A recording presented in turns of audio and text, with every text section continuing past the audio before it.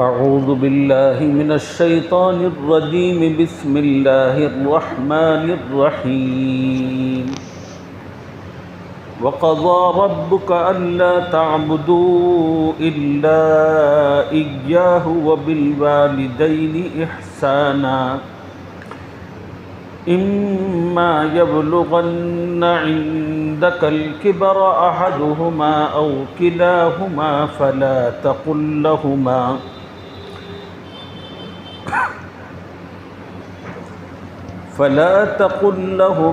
أف ولا تنهرهما وقل لهما قولا كريما واخفض لهما جناح الذل من الرحمة وقل رب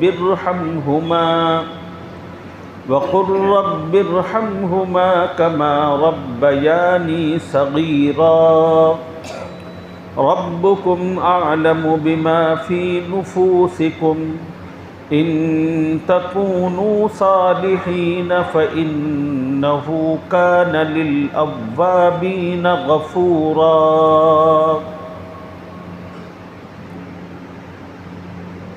صدق اللہ العظیم۔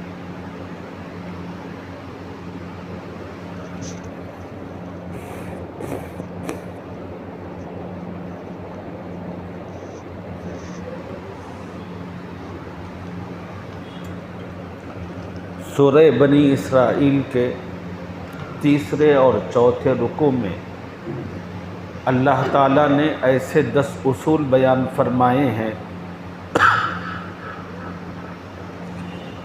جن پر مسلم سماج کو عمل کرنا چاہیے۔ اگر مسلمان ان اصول و ضابطوں کو اپنی زندگی میں داخل کریں گے تو اللہ تعالیٰ ان کو دونوں جہانوں میں عزت، کامیابی، سرخروئی عطا فرمائیں گے۔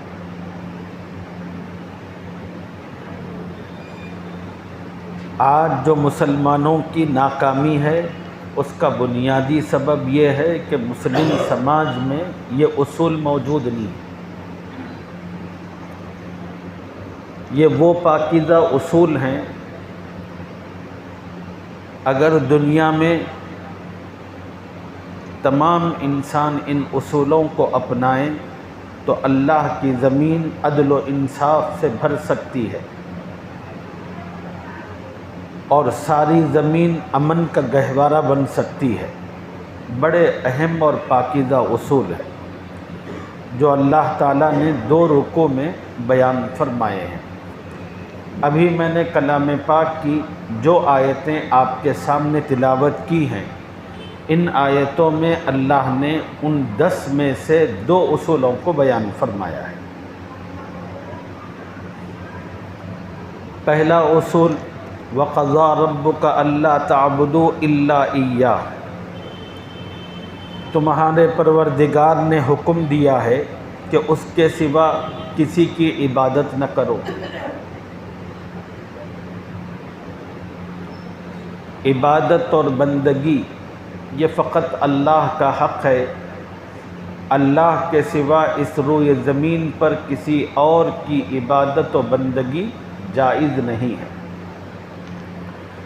سوال یہ پیدا ہوتا ہے کہ اللہ ہی کی بندگی، اللہ ہی کی عبادت کیوں ہونی چاہیے؟ اس کا جواب یہ ہے جس کی عبادت و بندگی کی جاتی ہے وہ الہ ہونا ضروری ہے، اور الہ ہونے کے لیے 4 صفات ہونا ضروری ہے۔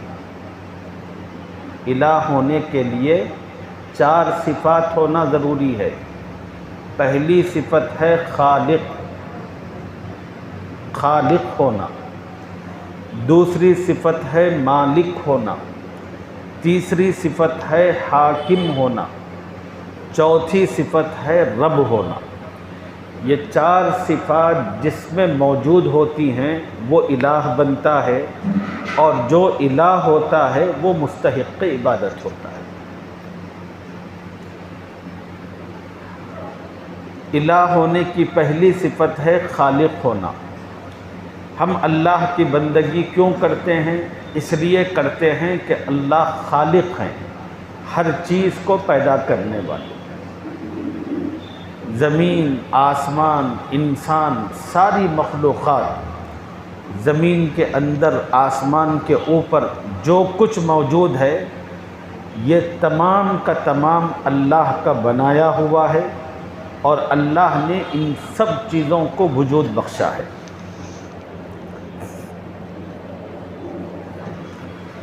دوسری صفت ہے مالک ہونا۔ ظاہر سی بات ہے کہ جو ذات جس چیز کی کو پیدا کرنے والی ہوتی ہے وہی اس چیز کی مالک ہوتی ہے۔ جو ذات جس چیز کو پیدا کرنے والی ہوتی ہے وہی اس کی مالک ہوتی ہے، اور انہی کا حکم چلتا ہے۔ تو اللہ رب العزت ہمارے مالک ہیں۔ دنیا کے اندر کسی نے ہمیں بنایا نہیں، اور کوئی ہمارا مالک نہیں ہے۔ اور تیسری صفت ہے حاکم ہونا۔ حاکم کہتے ہیں حکم چلانا۔ اب ظاہر سی بات ہے کہ جو چیز جس نے بنائی، مالک بھی وہی، تو حکم بھی وہی چلائے گا۔ یہ کیسے ممکن ہے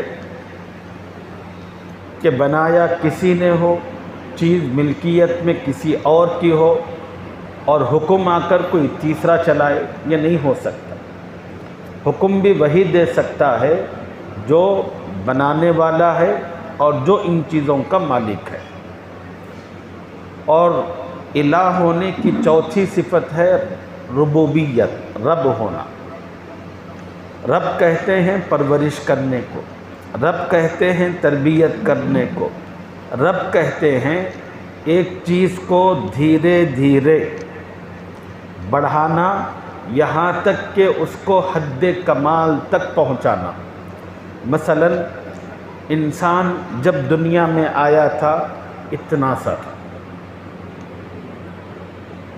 میں دنیا میں آیا تھا، آپ دنیا میں آئے تھے، اتنے سے تھے۔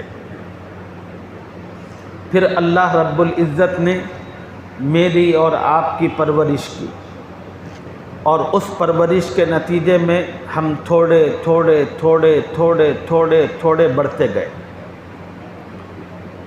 ہمارے جسم میں قوت اور توانائی آئی، ہماری ہڈیاں مضبوط بنی، ہمارے جسم میں خون آیا، گوشت آیا، اور ہر چیز بڑھتی گئی، یہاں تک کہ جب ہم بلوغت کے مرحلے کو طے کرتے ہیں تو 6 فٹ کے ہٹے کٹے انسان بنتے ہیں۔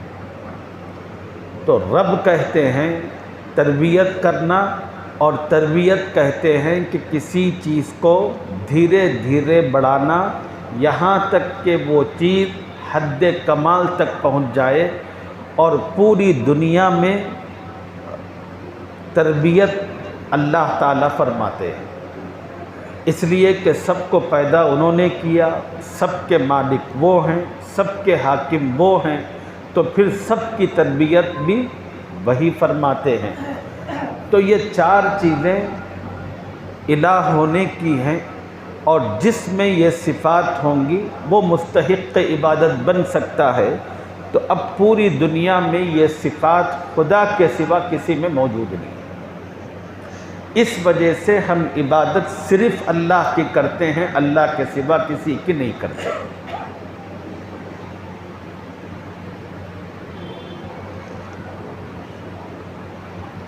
یہ بنیادی سبق ہے، اس سبق کو ہر مومن اپنے دل و دماغ میں بٹھائے۔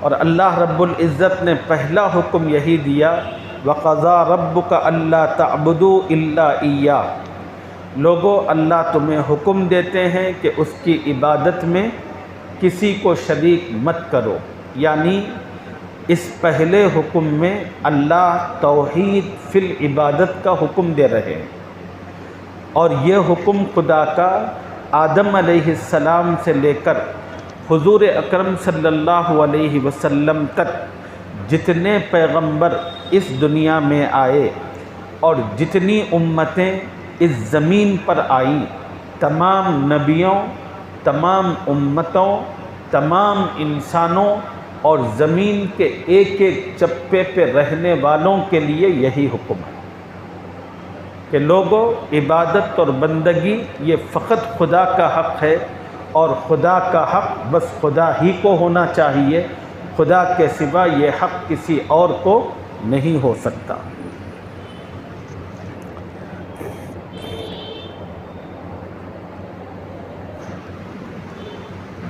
دوسری بات، توحید فی العبادت، اگر یہ کسی مسلمان کی زندگی میں آ جائے، توحید فی العبادت، توحید فی العبادت کا مطلب کیا؟ عبادت فقط اللہ کی۔ توحید فی العبادت کا مطلب کیا؟ عبادت صرف اللہ کی۔ اگر یہ چیز کسی مسلمان کی زندگی میں آئے تو پھر وہ شرک کی باقی تمام چیزوں سے اپنے آپ کو بچا سکتا ہے۔ سب سے اہم چیز ہے توحید فی العبادت۔ اب دوسری بات، عبادت کہتے کس کو ہیں؟ عبادت کہتے ہیں کسی کی انتہائی عظمت کے پیش نظر، کسی کی انتہائی عظمت کے پیش نظر اس کے سامنے انتہائی ذلت کا مظاہرہ کرنا، اس کو عبادت کہتے ہیں۔ یہ الفاظ پھر اچھی طرح سنیے۔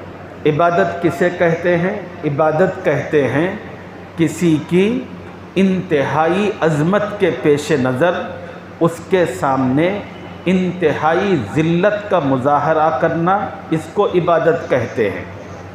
چنانچہ ہم اللہ رب العزت کی انتہائی عظمت کے پیش نظر اس کے سامنے اپنی انتہائی ذلت کا مظاہرہ کرتے ہیں۔ اور عبادت قیام کی شکل میں ہوتی ہے، عبادت رکوع کی شکل میں ہوتی ہے، عبادت سجدوں کی شکل میں ہوتی ہے، عبادت قربانی کی شکل میں ہوتی ہے، عبادت طواف کی شکل میں ہوتی ہے، عبادت نذر و منت کی شکل میں ہوتی ہے۔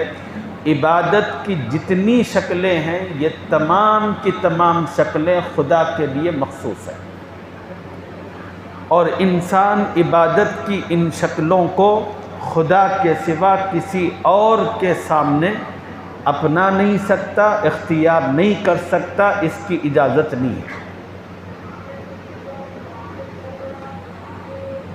اب تیسری بات سمجھنے کی یہ ہے کہ توحید کسے کہتے ہیں، شرک کسے کہتے ہیں۔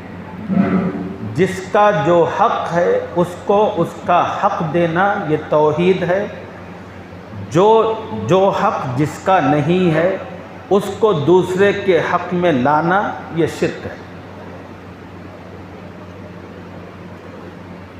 توحید کسے کہتے ہیں؟ جس کا جو حق ہے اس کو اس کا حق دینا یہ توحید ہے۔ اور شرک کسے کہتے ہیں؟ جس کا جو حق نہیں بنتا اس کو دوسرے کے حق میں لانا یہ شرک کہلاتا ہے۔ میں نے آپ کو کہا اللہ رب العزت الہ ہے۔ کیوں ہے الہ؟ اس لیے کہ خدا میں الہ ہونے کی تمام تر صفات موجود ہیں۔ جب اللہ میں الہ ہونے کی تمام تر صفات موجود ہیں تو پھر عبادت و بندگی ان کا حق بنتا ہے۔ جب عبادت و بندگی ان کا حق بنتا ہے تو بندے کو چاہیے کہ عبادت و بندگی کی جتنی چیزیں ہیں وہ بس خدا ہی کے لیے کرے۔ اسی کو توحید کہتے ہیں۔ اب ہم لوگوں کا مسئلہ یہ ہے کہ ہم اس عبادت و بندگی میں جو فقط خدا کا حق تھا اس کو زبردستی دوسروں کو لا کر ٹھوستے، اسی کو شرک کرتے۔ ہم کہتے ہیں کہ بھئی اللہ تعالیٰ دیتے ہیں، بے شک اللہ دیتے ہیں، مگر فلاں بزرگ بھی دیتے ہیں۔ کیسا دیتے ہیں بھئی؟ وہ خود انسان ہیں، وہ خود پیدا کیے ہوئے ہیں، اس لیے کہ دینے کے لیے، خدا بننے کے لیے 4 صفات ہونا ضروری ہے۔ کیا وہ خالق ہیں؟ کیا وہ مالک ہیں؟ کیا وہ حاکم ہیں؟ کیا وہ رب ہیں؟ نہ وہ خالق ہیں، نہ وہ مالک ہیں، نہ وہ حاکم ہیں، نہ رب ہیں۔ جب یہ 4 صفات ان میں نہیں ہیں تو پھر وہ خدا بھی نہیں ہے۔ جب وہ خدا نہیں ہے تو پھر ان کی عبادت و بندگی نہیں ہو سکتی، ان سے نفع اور نقصان کی امید بھی نہیں کی جا سکتی۔ نفع اور نقصان تمام کی تمام تر چیزیں اس ذات الہ کے قبضے اور تصرف میں ہیں جس کے اندر صفات الوہیت کی شان موجود ہوتی ہے، اور یہ شان فقط اللہ میں ہے۔ اسی کو اللہ رب العزت نے فرمایا وَقَضَىٰ رَبُّكَ أَلَّا تَعْبُدُوا إِلَّا إِيَّاهُ، لوگو تمہارے پروردگار نے حکم دیا ہے کہ اس کے سوا کسی کی عبادت نہ کرو۔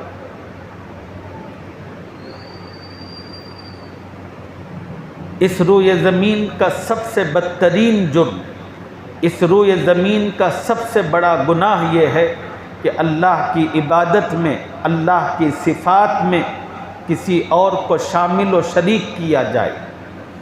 اللہ تعالیٰ انتہائی سخت ناراض ہوتے ہیں شرک سے، اس کی صفات میں کسی کو شریک کرنے سے۔ شرک کرنا اللہ تعالیٰ کی بے عزتی کرنا ہے، شرک کرنا اللہ کو ذلیل کرنا ہے۔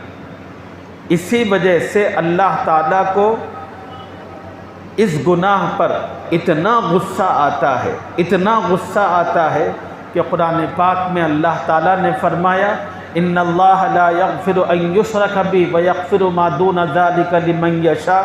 لوگوں سنو، خدا بڑے رحیم ہے، بڑے کریم ہے، اپنے رحم اور کرم سے بندوں کے جو گناہ چاہے بخش سکتے ہیں، لیکن شرک وہ بدترین گناہ ہے جس کی خدا کے یہاں کوئی معافی نہیں ہے۔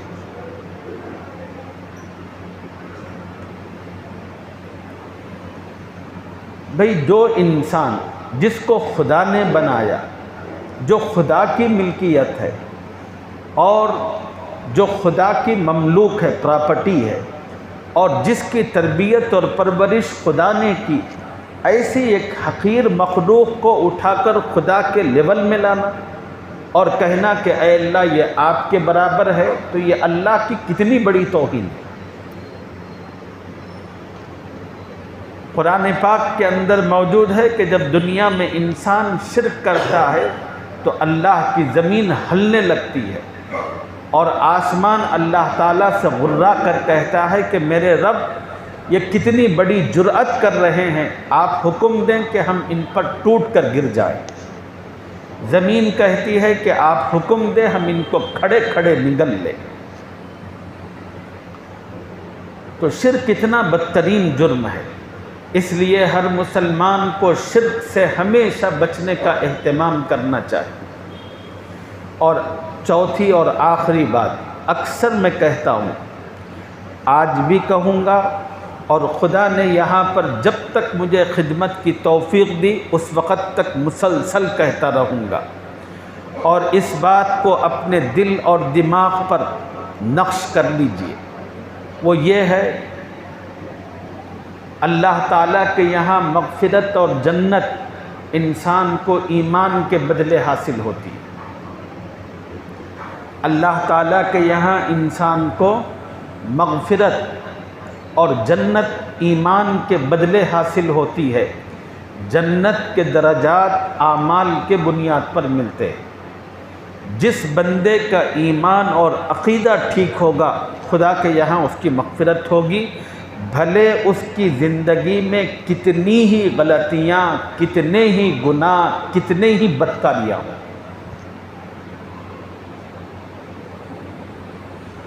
جس بندے کی توحید، جس بندے کا عقیدہ ٹھیک ہوگا اس کی مغفرت ضرور ہوگی،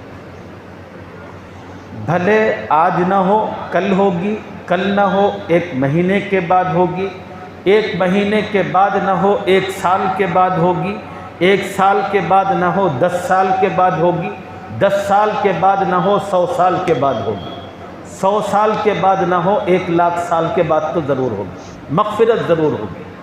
اس نے زندگی میں جو غلطیاں جو گناہ کیا ہے ان گناہوں کی اس کو سزا دی جائے گی۔ جس دن اس کے گناہوں کی پنشمنٹ ختم ہوگی اللہ اس کو اٹھا کر جنت میں داخل کریں گے۔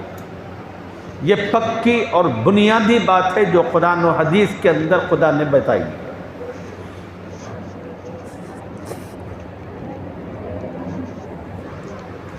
جس آدمی کا عقیدہ ٹھیک ہوگا اللہ اس کی مغفرت فرمائیں گے، اس کو جنت عطا کریں گے، بھلے اس کی زندگی میں عمل ہو کہ نہ ہو، بھلے اس کی زندگی میں کتنی ہی قسم کی برائیاں اور بد اخلاقیاں کیوں موجود نہ ہو۔ اس وجہ سے ہر مومن کو اپنا عقیدہ ٹھیک کرنا ہے اور اپنے بچوں کا عقیدہ بنانا ہے۔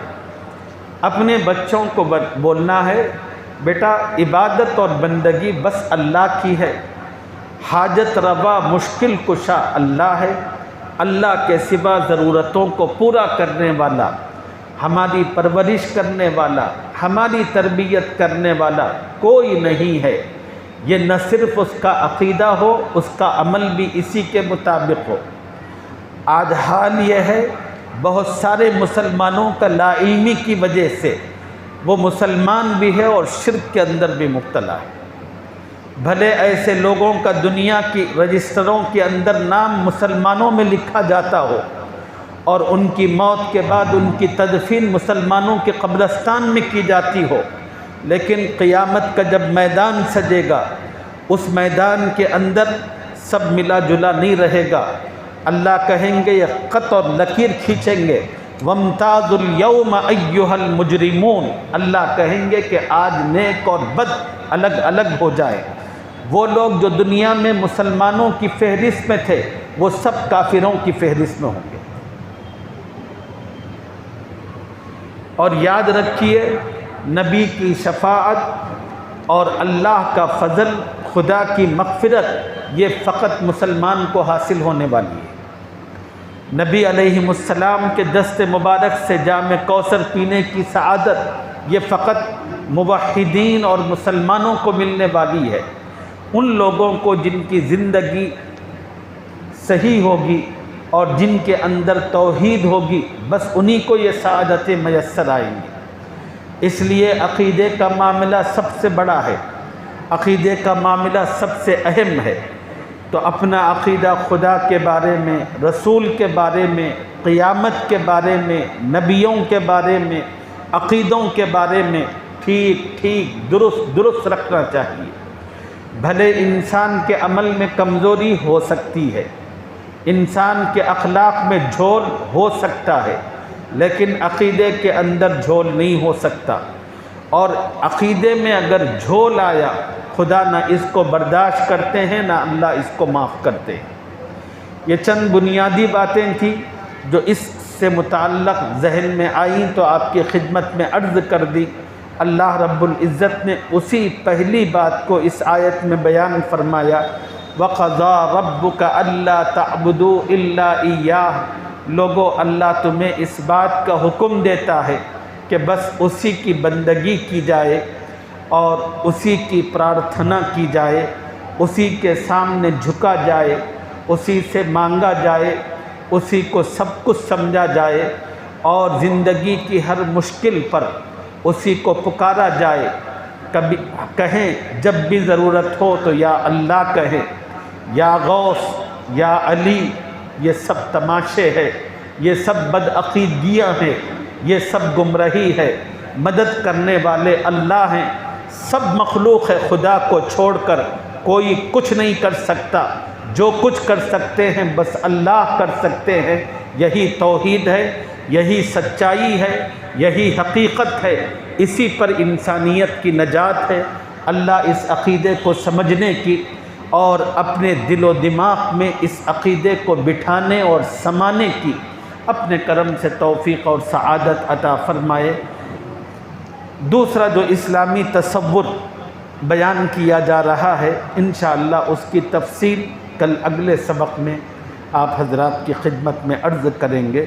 اللہ تعالیٰ مجھے اور آپ کو اور ہماری اپنی اولاد کو، دنیا کے تمام مسلمانوں کو سچی توحید سے آراستہ ہونے کی اور ہر قسم کے شرک سے، بت پرستی سے بچنے کی توفیق اور سعادت عطا فرمائے، آمین یا رب العالمین۔ وآخر دعوانا ان الحمد للہ رب العالمین۔